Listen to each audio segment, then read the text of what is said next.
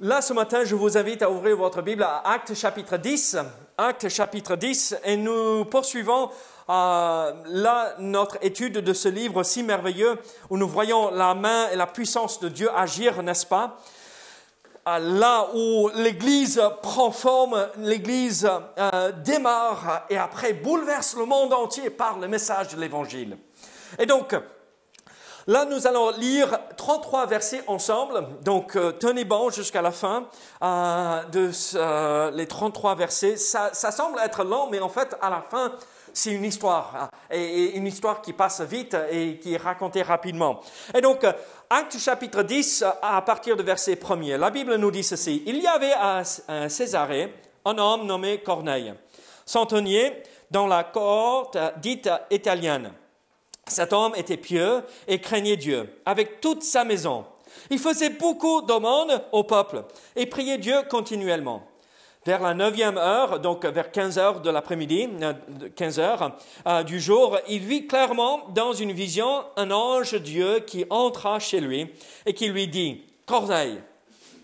Les regards fixés sur lui et saisi d'effroi, il répondit « Qu'est-ce, Seigneur ?» Et l'ange lui dit « Tes prières et tes aumônes sont montées devant Dieu et il s'en est souvenu. Envoie maintenant des hommes à Joppé et fais venir Simon, surnommé Pierre. Il est logé chez un certain Simon, corroyeur, dont la maison est près de la mer. C'est lui qui te dira ce qu'il faut que tu fasses. » Dès que l'ange qui lui avait parlé fut parti, Corneille appela 2 de ses serviteurs et un soldat pieux d'entre ceux qui étaient attachés à sa personne. Et après leur avoir tout raconté, il les envoya à Joppé. Le lendemain, comme ils étaient en route et qu'ils approchaient de la ville, Pierre monta sur le toit, vers la 6e heure, pour prier. Il eut faim et il voulut manger. Pendant qu'on lui a préparé à manger, il tomba en extase et il vit le ciel ouvert et un objet semblable à une grande nappe attachée par les 4 coins qui descendait et s'abaissait vers la terre et où se trouvaient tous les quadrupèdes et les reptiles de la terre et les oiseaux du ciel. Et une voix lui dit « Lève-toi, Pierre, tue et mange. » Mais Pierre dit « Non, Seigneur, car je n'ai jamais rien mangé de souillé ni d'impur. » Et pour la seconde fois, la voix se fit encore entendre à lui. « Ce que Dieu a déclaré pur, ne le regarde pas comme souillé. » Cela arriva jusqu'à 3 fois, et aussitôt après, l'objet fut retiré dans le ciel. Tandis que Pierre ne savait en lui-même que penser du sens de la vision qu'il avait eue, voici les hommes envoyés par Corneille, s'étant informés de la maison de Simon, se présentèrent à la porte et demandèrent à haute voix si c'était là que logeait Simon, surnommé Pierre. Et comme Pierre était à réfléchir sur la vision, l'Esprit lui dit « Voici 3 hommes te demandent. Lève-toi, descends et pars avec eux sans hésiter, car c'est moi qui les ai envoyés. » Pierre donc descendit et il dit à ces hommes qui lui étaient envoyés de la part de Corneille, « Voici, je suis celui que vous cherchez. Quel est le motif qui vous amène ?» Ils répondirent, « Corneille, centenier, homme juste et craignant Dieu, et de qui toute la nation des Juifs rend un bon témoignage, a été divinement averti par un saint ange de te faire venir dans sa maison et d'entendre tes paroles. » Pierre donc les fit entrer et les logea. Le lendemain, il se leva et partit avec eux. Quelques-uns des frères de Joppé l'accompagnèrent. Ils arrivèrent à Césarée le jour suivant. Corneille les attendait et avait invité ses parents et ses amis intimes. Lorsque Pierre entra, Corneille, qui était allé au-devant de lui, tomba à ses pieds et se prosterna. Mais Pierre le releva en disant « Lève-toi, moi aussi, je suis un homme. » Et conversant avec lui, il entra et trouva beaucoup de personnes réunies. « Vous savez, leur dit-il, qu'il est défendu à un juif de se lier avec un étranger ou d'entrer chez lui. Mais Dieu m'a appris à ne regarder aucun homme comme souillé et impur. C'est pourquoi je n'ai pas eu d'objection à venir, puisque vous m'avez appelé. Je vous demande donc pour quel motif vous m'avez envoyé chercher. Corneille dit, il y a 4 jours, à cette heure-ci, je priais dans ma maison à la 9e heure, et voici, un homme vêtu d'un habit éclatant se présenta devant moi et dit, Corneille, ta prière a été exaucée et Dieu s'est souvenu de tes aumônes. Envoie donc à Joppé et fais venir Simon, surnommé Pierre. Il est logé dans la maison de Simon, corroyeur, près de la mer. Quand il sera venu, il te parlera. Aussitôt, j'ai envoyé vers toi et tu as bien fait de venir. Maintenant donc, nous sommes tous devant Dieu pour entendre tout ce que le Seigneur t'a ordonné de nous dire. Prions ensemble. Seigneur, merci pour ta parole. Seigneur, merci pour cette occasion d'à nouveau se réunir pour apprendre de ta part, Seigneur. Parce que moi, je veux dire, mais Seigneur, ce que tu as mis sur le cœur. Seigneur, tu es ce Dieu qui veut sauver. Tu veux sauver ce monde perdu. Mais Seigneur, tu as besoin de serviteurs. Tu ne te sers pas des anges, comme nous voyons dans ce texte et ailleurs. Tu ne te sers pas des anges pour annoncer l'évangile, mais tu te sers d'hommes et femmes et enfants pour partager cette vérité si importante. Donc Seigneur, sois avec nous ce matin, aide-nous à comprendre ce que tu veux nous montrer ici, au nom de Jésus. Amen. La semaine dernière, Paul et moi, nous avons commencé à travailler sur un toit. Paul, est-ce que c'est du travail facile? Non. Oui. C'est pas trop compliqué, enlever les choses. Mais bon, à la fin de la journée, on est quand même un peu fatigué. Oui. Donc, quand on travaille sur un toit, c'est chez des amis là où on travaille, il faut préparer les choses d'avance, n'est-ce pas? Il faut acheter les tuiles, il faut acheter les lithos, il faut acheter plein de choses, n'est-ce pas, pour préparer avant de se lancer dans le projet de changer le toit. Sinon, si on enlève tout et la pluie arrive, qu'est-ce qu'on va faire? Toute la maison sera inondée et on aura des dégâts énormes et importants dans la maison. Et là, on achète tout le matériel qu'il faut. On enlève les vieilles tuiles, on enlève les lithos qui sont usés, qui sont abîmés, on enlève même les chevrons qui sont pourris, qui ne servent plus à rien. Et cette maison, elle date d'au moins 250 ans. Donc les chevrons ne sont pas des chevrons comme nous avons aujourd'hui, c'est des branches d'arbres qu'on a juste posées. Hein? Et donc les chevrons font comme ceci. Et donc, il faut enlever tout cela et refaire et préparer les choses, après poser la nouvelle charpente et après enfin, mettre les tuiles. Il y a beaucoup de travail quand on prépare à se lancer dans un projet comme cela. Ceux qui ont rénové des maisons ou qui ont travaillé sur des voitures, on sait ce que c'est préparer le terrain avant de se lancer dans le projet, n'est-ce pas? Il faut avoir les pièces avant d'enlever les anciennes, sinon ça ne sert à rien. Et c'est la même chose ici pour nous quand nous voyons Jésus-Christ ou Dieu préparer le terrain pour que le salut soit annoncé et accepté. Comme je vous avais dit la semaine dernière, nous avons vu que Dieu avait préparé le cœur de Pierre pour ce rencontre dans le chapitre 10, ici que nous voyons avec Corneille, à partir de chapitre 9 où il est allé à Lyde et Joppé. Dieu le préparait d'avance afin qu'il puisse annoncer clairement l'évangile. Il a utilisé son arrière-plan. Et nous voyons ici que dans le salut, il faut faire de la même façon. Que Dieu va se servir de notre arrière-plan, de notre personnalité, de notre caractère, de nos expériences afin d'amener l'évangile aux autres. Et là, Dieu a préparé le terrain chez Pierre, mais aussi chez Corneille, afin que quand l'évangile, que nous allons voir la semaine prochaine, quand l'évangile est prêché, les gens acceptent. Parce que Dieu avait déjà retourné la terre avant. Et ce qui est merveilleux dans tout ceci, c'est que nous voyons à nouveau ce même mot, lève-toi, lève-toi, lève-toi, à travers tout ce passage que nous avons vu dans le chapitre 9. Lève-toi et sers le Seigneur. Bouge, avance, ne reste pas sur place. Lève-toi. Mets-toi à la disposition du Seigneur et il peut se servir de toi.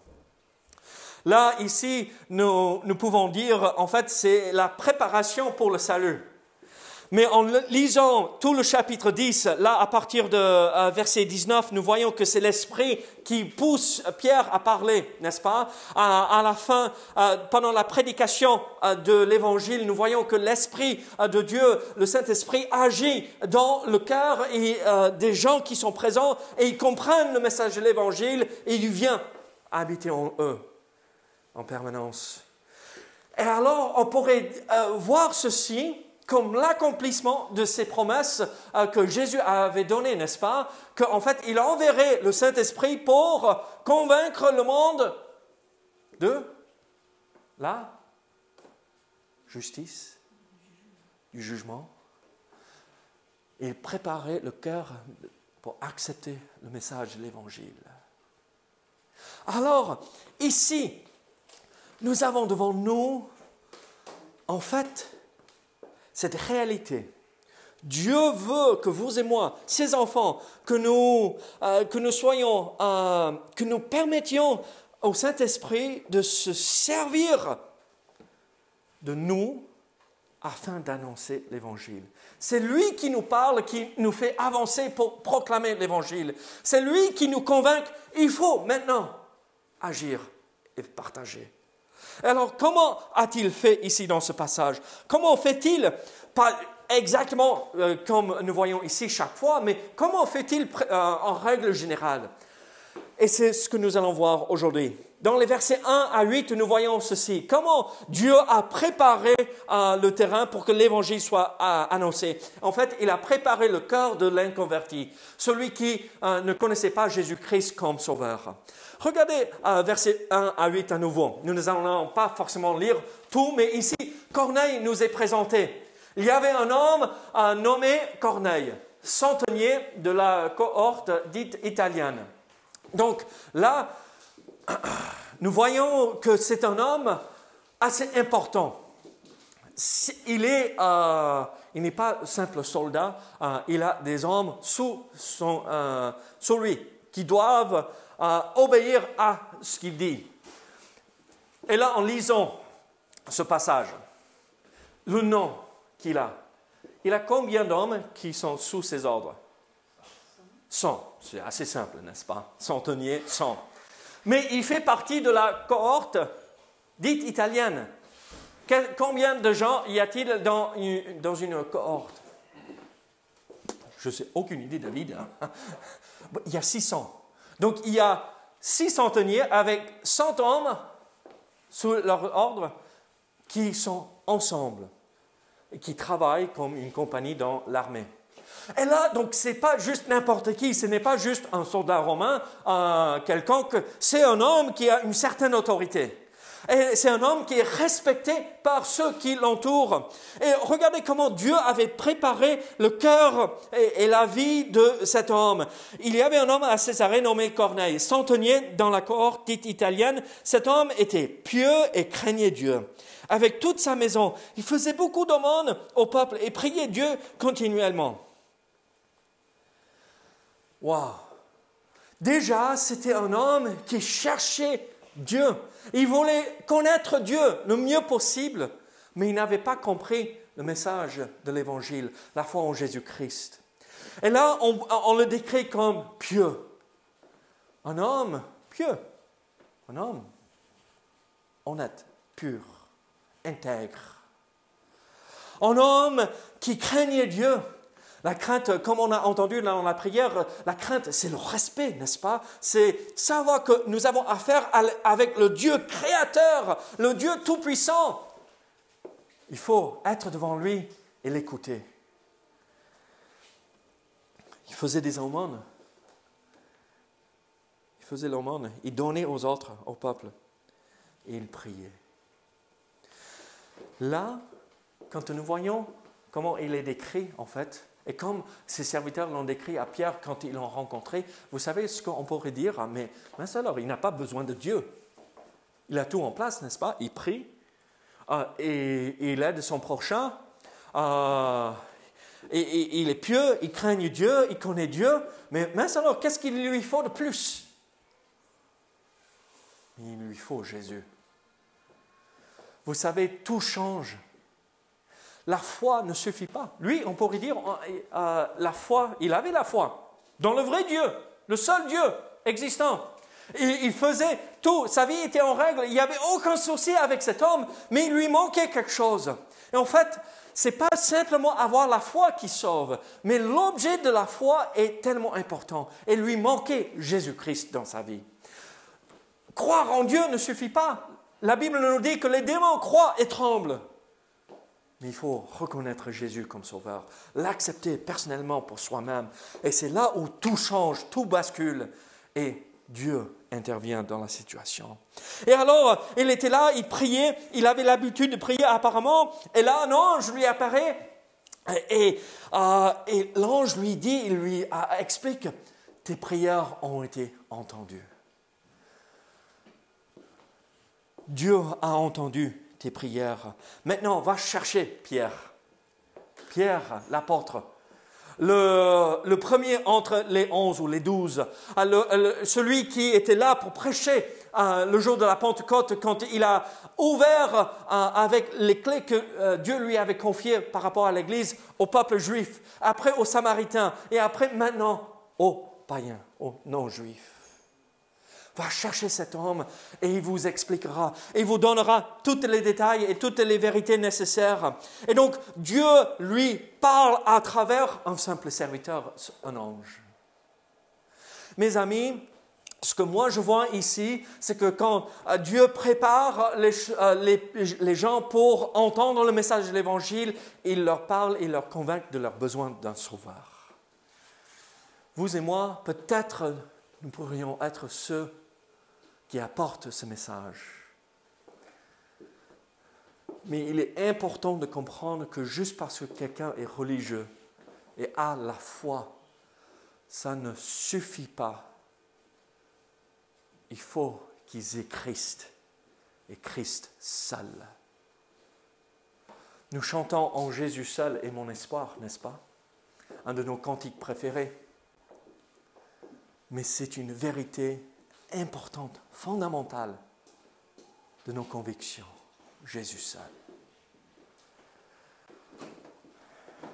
Qu'est-ce que nous voyons? L'ange lui dit, maintenant va chercher Simon-Pierre. Il est logé chez Simon, courroyeur. À nouveau, vous vous rappelez ce que j'avais dit la semaine dernière, que ceux qui travaillaient, étaient dans ce métier, pour les Juifs, c'était des gens qui étaient impurs. D'accord? Parce qu'ils étaient obligés de toucher et d'être en contact avec des choses qui étaient regardées et vues comme impures selon la loi de Moïse. Donc déjà, Dieu préparait le cœur de Pierre pour se rencontrer avec Corneille. Il y va. Il envoie 2 serviteurs et un autre soldat. Vous imaginez cet homme, comment sa vie a influencé, comment sa recherche à suivre Dieu avait influencé les autres, les serviteurs et un autre soldat qui était pieux, qui était attaché à lui. Donc son désir de connaître Dieu avait une telle influence que les autres ont dit, oui, cet homme, il a quelque chose. Il faut qu'on le suive. Après, ces hommes sont partis. Là, nous voyons comment Dieu veut préparer le terrain et le cœur des inconvertis. Mais par la suite, et c'est ce qui est un peu plus pratique pour vous et moi ce matin, c'est comment Dieu veut préparer nous, les croyants, pour annoncer l'Évangile. Moi, je sais que devant moi, je vous connais chacun, et je sais que vous avez tous témoigné de votre foi en Jésus-Christ. Et donc là, l'application pour vous et moi est réelle. C'est comme ceci que nous devrions agir quand Dieu met sur notre cœur de témoigner. Qu'est-ce que nous voyons ici à partir de verset 9? Là, regardez à partir de verset 9. Le lendemain, comme ils étaient en route et qu'ils approchaient de la ville, Pierre monta sur le toit vers la 6e heure pour prier. Il eut faim. Bon, un homme normal alors. Il eut faim et il voulut manger. Pendant qu'on lui a préparé à manger, il tomba en extase et vit le ciel ouvert et un objet semblable à une grande nappe attachée par les 4 coins, qui descendait et s'abaissait vers la terre, et où se trouvaient tous les quadrupèdes et les reptiles de la terre et les oiseaux du ciel. Et une voix lui dit, « Lève-toi, Pierre, tue et mange. » Mais Pierre dit, « Non, Seigneur, car je n'ai jamais rien mangé de souillé ni d'impur. » Et pour la seconde fois, la voix se fit encore entendre à lui, « Ce que Dieu a déclaré pur, ne le regarde pas comme souillé. » Cela arriva jusqu'à 3 fois, et aussitôt après, l'objet fut retiré dans le ciel. Qu'est-ce que nous voyons? Là, nous voyons que Dieu, et après par la suite, dans le verset 19, nous voyons que c'est par le Saint-Esprit qui prépare le cœur de Pierre pour aller annoncer l'Évangile. Imaginez cette expérience-là. Pierre, un homme pieux aussi, avec toutes les erreurs qu'il pourrait commettre. Il parle trop vite. Il a l'habitude d'agir avant de réfléchir. Il enlève l'oreille du serviteur, du souverain sacrificateur dans le jardin. Et il agit trop vite, n'est-ce pas, avant de poser. Il parle trop vite avant de poser ces mots. On a un dicton en anglais, c'est « ouvrir ta bouche et mets ton pied dedans ». C'est Pierre. Il parle trop vite. C'est on s'étrangle sur nos propres mots.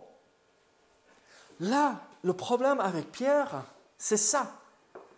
Et regardez comment il a agi à nouveau. Il reçoit cette vision de la part du Seigneur. Maintenant, lève, tue et mange. Lève-toi, tue et mange. Tout ce que Dieu a préparé est pur. Tout ce que Dieu a fait est pur. Et regardez la réponse de Pierre en verset 14. Mais Pierre dit, « Non, Seigneur, ce n'est pas possible. Non !»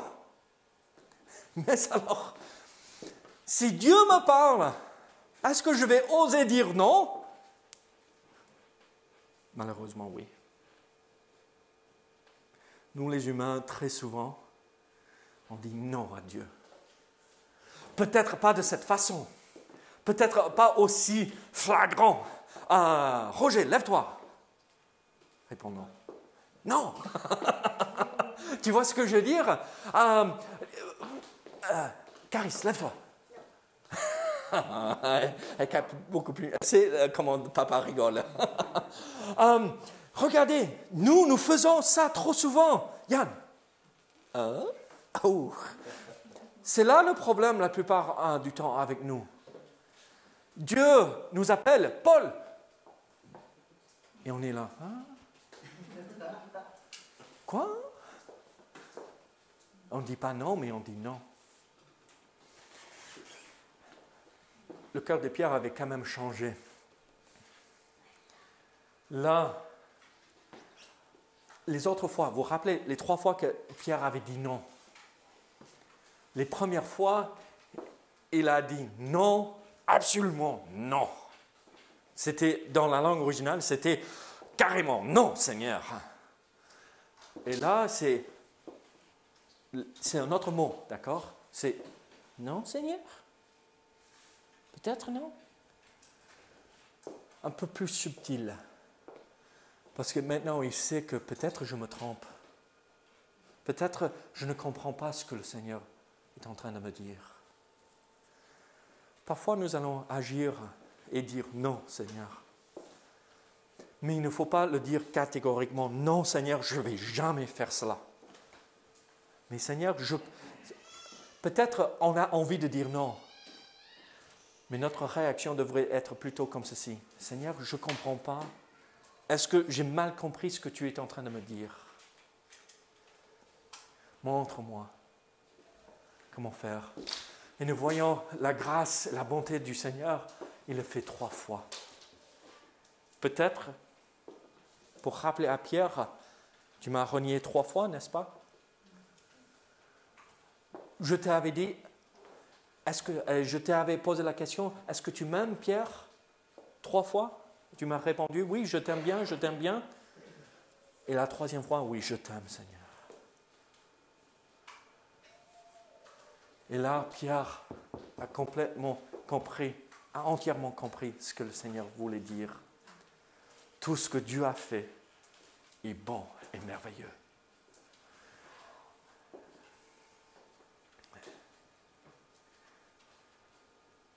Ce qui m'attriste dans ce passage aussi, ce n'est pas ce que nous voyons avec Pierre ici. Pierre, à la fin, il a écouté. Il est comme nous, parfois nous freinons. Mais c'est aussi ceci. Juste commentaire à part, ce mot extase. Vous savez, aujourd'hui, il y a un mouvement qui disent « Ouh !» qui font « Ah !» Et vous savez de quoi je parle. Ils disent « Mais regardez !» Ils utilisent ce verset comme preuve que voilà comment on a le droit d'agir quand Dieu intervient dans notre vie. L'extase. Ils tordent les Écritures. Vous savez ce que ce mot veut dire tout simplement dans la langue originale? C'est la révélation ou recevoir une révélation où nous sommes étonnés. Patricia, je vais manger une dinde entière tout seul aujourd'hui. Vous voyez ses yeux? Pouf! Quoi? Ok. C'est exactement ce que ce mot veut dire. Pierre avait reçu une révélation qu'il ne s'attendait pas à avoir et donc il est bouche bée. Il sait, oh, quoi? Ah oui, oh, ok. Ce n'est pas tomber par terre, rouler, aboyer, faire des sons bizarres. Ce n'est pas du tout ce que ceci veut dire. Mais malheureusement, certains prennent les Écritures et les tordent parce qu'ils n'ont pas pris le temps de gratter et creuser la parole de Dieu. Alors, vous et moi, notre objectif, ce n'est pas juste sortir un verset de son contexte, mais de comprendre qu'est-ce que le Seigneur veut dire. Vous et moi, on aurait eu cette révélation d'extase aussi. Mais Seigneur, tu veux que je mange des choses impures et souillées? Non mais, vraiment Seigneur, vraiment c'est ça? Une réaction normale, presque humaine. Pas forcément bonne, mais ce que le Seigneur voulait enseigner à Pierre.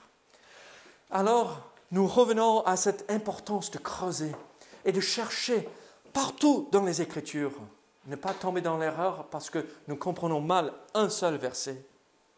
Et nous pouvons tous tomber dans ce piège.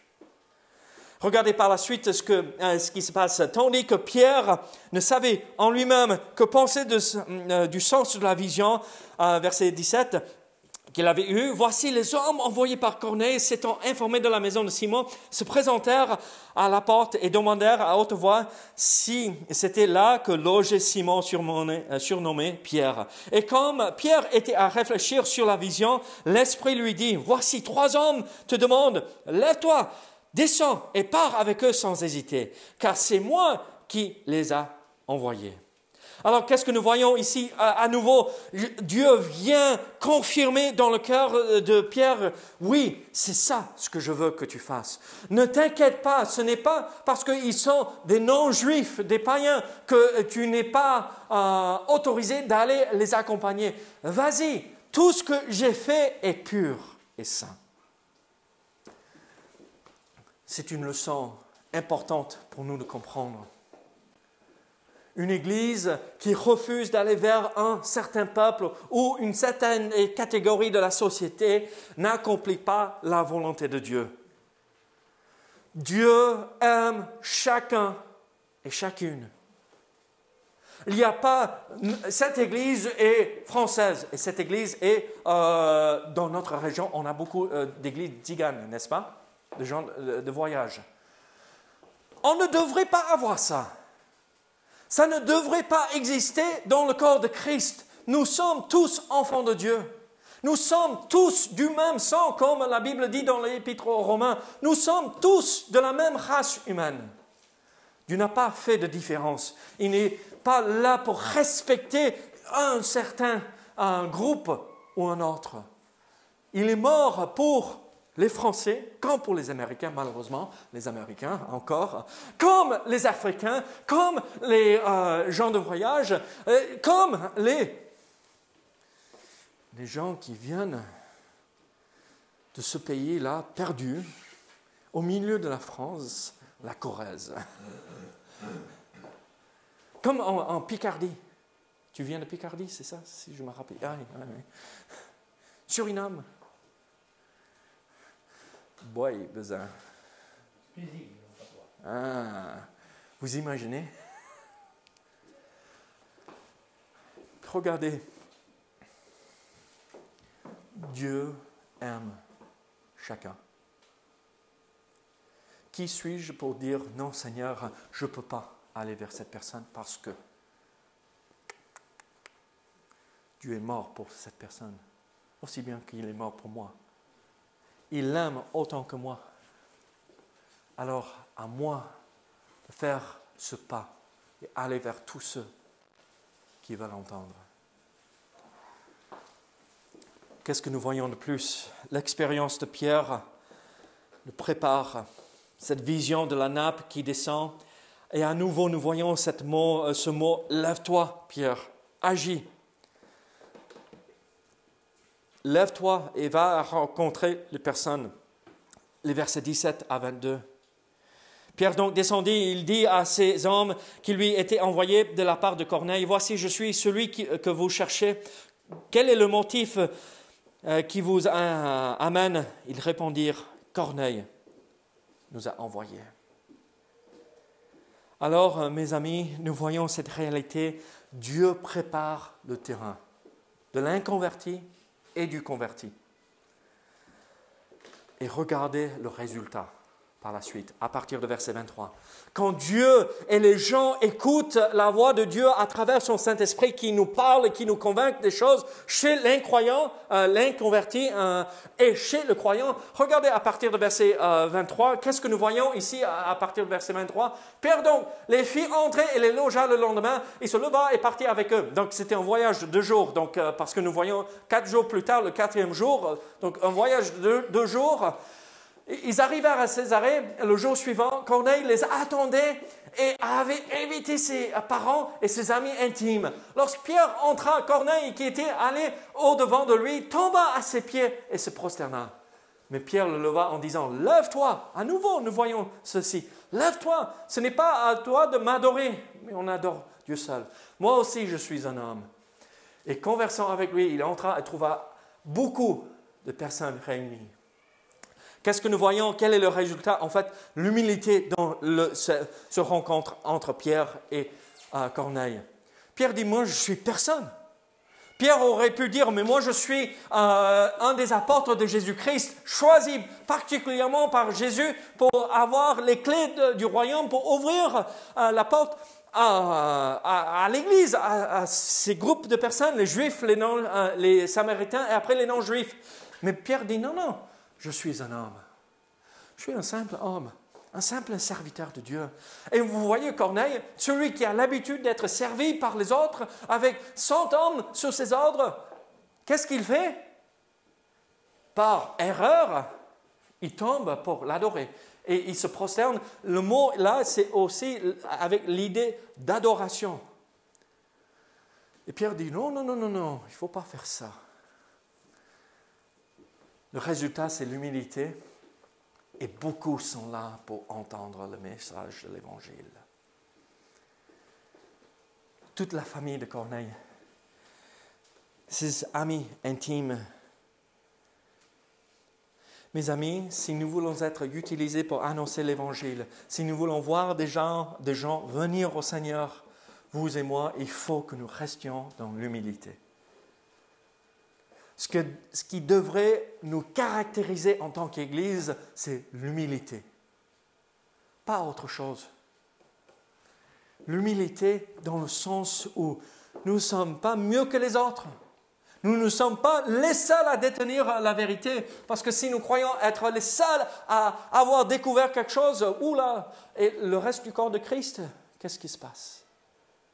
L'humilité dans tout ce que nous faisons. Et après, Dieu peut se servir de nous pour annoncer, regardez, il y avait beaucoup dans la maison pour entendre l'Évangile. À nouveau, nous voyons l'humilité de Pierre. Mais moi, je fais quelque chose que je n'ai pas l'habitude de faire. Je rentre dans une maison d'un non-juif. Est-ce que nous avons l'habitude d'aller chez nos voisins pour leur partager l'Évangile? Peut-être il faudrait sortir et laisser derrière nous nos habitudes, afin que Dieu se serve de nous. N'est-ce pas? Pierre a fait quelque chose qu'il n'avait pas l'habitude de faire. Vous et moi, nous connaissons la suite de cette histoire, n'est-ce pas? Corneille et toute sa famille est venue au Seigneur. Peut-être il faut juste changer d'habitude. Et après, Dieu peut se servir de nous pour amener d'autres à lui. Alors, l'Église, est-ce que vous voulez être utilisé par Dieu pour amener des âmes à lui?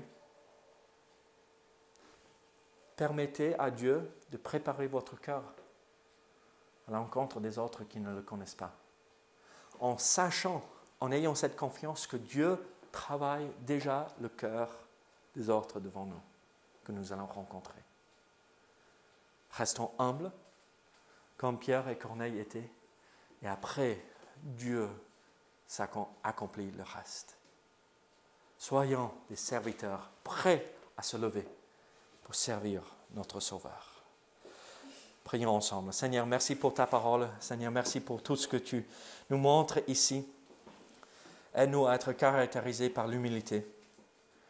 Ne pas s'empêcher d'aller vers des gens juste parce que nous n'avons pas l'habitude ou ça nous met mal à l'aise. Mais Seigneur, dans notre faiblesse, c'est là où nous sommes forts en toi.